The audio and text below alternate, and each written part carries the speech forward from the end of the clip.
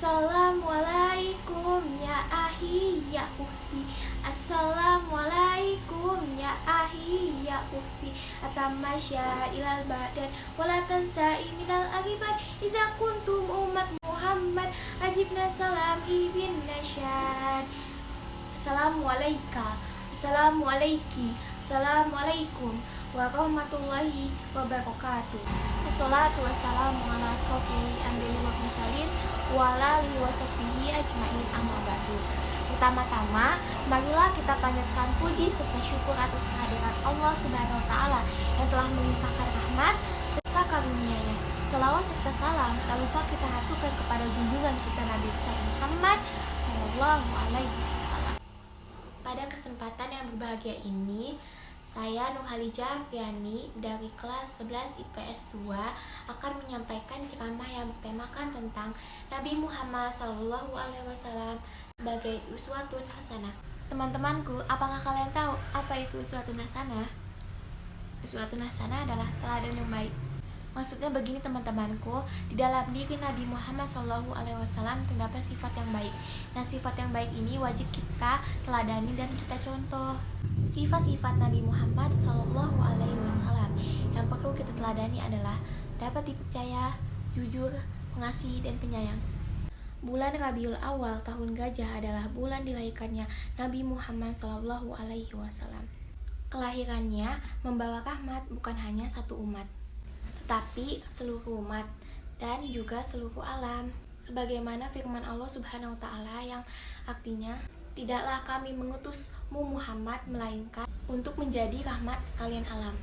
Sebuah firman Allah yang ada hubungannya dengan Nabi Muhammad SAW sebagai uswatun hasanah terdapat di surat Al-Ahzab ayat 21. Teman-temanku sekalian yang dimuliakan Allah Subhanahu wa taala, di zaman sekarang ini banyak manusia yang hanya memikirkan dunianya tetapi tidak memikirkan akhirat. Bahkan mereka sudah lupa dengan pegangannya, yaitu agama Islam yang dibawa oleh Nabi Muhammad SAW. Dan banyak juga manusia yang mengatakan bahwa ia mencintai agama Islam, tetapi jarang sekali terlihat bahwa Nabi Muhammad SAW sebagai suri tauladan untuk dirinya. Padahal Allah Subhanahu wa taala telah berfirman dalam surat Ali Imran ayat 31, yang artinya, katakanlah jika kamu benar-benar mencintai Allah, ikutilah aku Muhammad, niscaya Allah Subhanahu wa taala mencintai kamu dan menghapusi dosa-dosa kamu. Dan Allah Maha Pengasih lagi Maha Penyayang. Maka dari itu kita harus sadar dan kembali berpegang teguh pada agama yang dibawakan oleh Nabi Muhammad SAW, serta mengidolakan beliau dalam suri tauladan sehari-hari, agar kita tidak sengsara di dunia maupun di akhirat nanti. Dan mudah-mudahan kita diberikan kemudahan oleh Allah Subhanahu wa taala untuk dapat menjalankan kehidupan sebagaimana yang telah dijalankan oleh Nabi Muhammad SAW. Salah satu misi Nabi Muhammad SAW adalah untuk memperbaiki akhlak umatnya. Beliau diturunkan di suatu tempat yang masyarakatnya mengalami degradasi akhlak moral yang luar biasa. Masyarakat tersebut adalah kaum Quraisy di Mekah. Mabuk-mabukan, berjudi, dan mengundi nasib adalah sebagian kerusakan akhlak tersebut.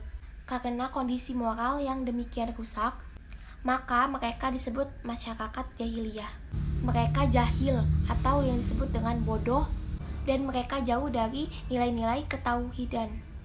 Orang Arab pada zaman jahiliyahnya adalah umat yang berselisih, terlantar, musyrik, penganut paganisme, saling berperang, dan bahkan membunuh. Mereka bodoh, hidup seperti binatang. Beginilah kondisi umat pada masa itu. Mereka tidak mempunyai sejarah, prinsip, dan akhlak. Mereka tuh seperti binatang. Mereka saling berperang hanya gara-gara urusan seekor kambing. Saling memutuskan silaturahmi, sujud, menyembah berhala, dan menyembah patung. Ketika Nabi Muhammad SAW diutus, bebaskan mereka dan menjadikan mereka adalah hamba Allah Subhanahu wa taala. Nabi Muhammad SAW pernah dihadapkan pada kesedihan, ketabahan, dan berbagai ujian agar menjadi teladan yang baik bagi manusia. Nabi Muhammad SAW pernah patah giginya. Kepalanya terluka, jatuh dari kudanya, kehormatannya dan keluhurannya dihina. Para sahabatnya dibunuh dan menderita di perang Uhud. Namun semua itu merupakan jalan untuk meninggikan kedudukan yang dipilih Allah untuk dirinya. Dimensi manusiawi Nabi Muhammad SAW yang bisa mengalami sebagaimana peristiwa yang dialami oleh manusia biasa. Allah telah berfirman dalam surat Al-Kahfi ayat 10. Maka sangat pantaslah Nabi Muhammad SAW kita jadikan sebagai idola dalam segala aspek kehidupan. Beliau tidak hanya berperan sebagai tokoh spiritual, tetapi sebagai guru, panglima tentara, kepala negara, arsitek peradaban, suami, dan juga ayah teladan. Salah satu cara meneladani beliau adalah dengan mencintainya melebihi cinta kita kepada kedua orang tua, anak, dan semua manusia. Sekian ceramah dari saya, semoga bermanfaat. Kurang lebihnya mohon maaf. Wassalamualaikum warahmatullahi wabarakatuh.